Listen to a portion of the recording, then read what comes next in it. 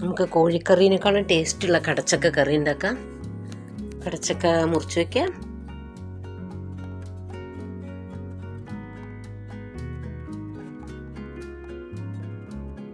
രണ്ട് തക്കാളി, ഒരു ഉള്ളി, 3 പച്ചമുളകും കൂടെ എടുത്തിട്ടുണ്ട്. മല്ലിപ്പൊടി, മുളക് പൊടി, തേങ്ങ, മഞ്ഞൾപ്പൊടി, ചെറിയ ഉള്ളി, വെള്ളുള്ളി, കറിവേപ്പില അതെല്ലാം കൂടെ വറുത്ത് വെച്ചതാണ്. അതിലേക്ക് കുറച്ച് പെരിഞ്ജീരകം ഇടാം. പെരിഞ്ജീരകം പൊടിച്ചു വെച്ചതാണ്. ഇതെല്ലാം കൂടെ ഒന്ന് നല്ലോണം അരയ്ക്കാം. തക്കാളിയും പച്ചമുളകും ഉള്ളിയും കടച്ചക്കയും കൂടെ വേവിച്ചെടുക്കാം.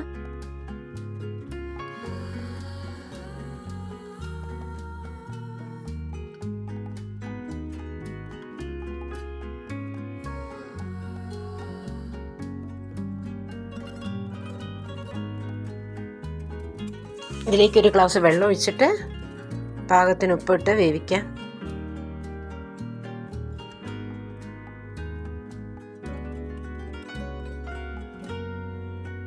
കടച്ചക്ക വെന്തോന്ന് നോക്കട്ടെ.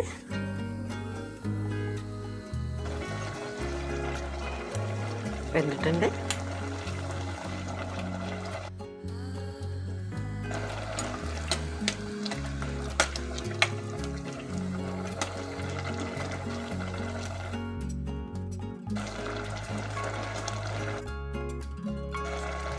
ഇതിൽ തേങ്ങ വറുത്തരച്ച മസാല ഇല്ലേ, അതും കൂടെ ചേർക്കാം.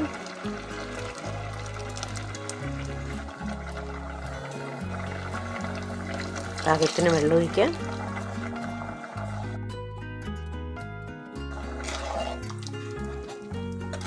നല്ലോണം ഇളക്കിയിട്ട് ഉപ്പുണ്ടോ നോക്കാം.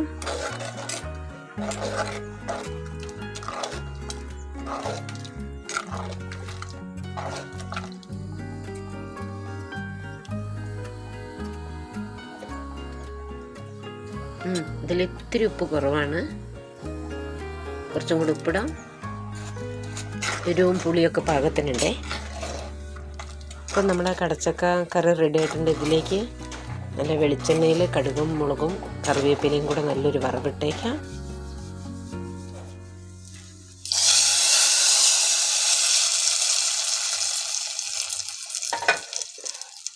ഞാൻ ഇതിൽ പെരിഞ്ജീരകം മാത്രമേ ചേർത്തിട്ടുള്ളൂ കേട്ടോ.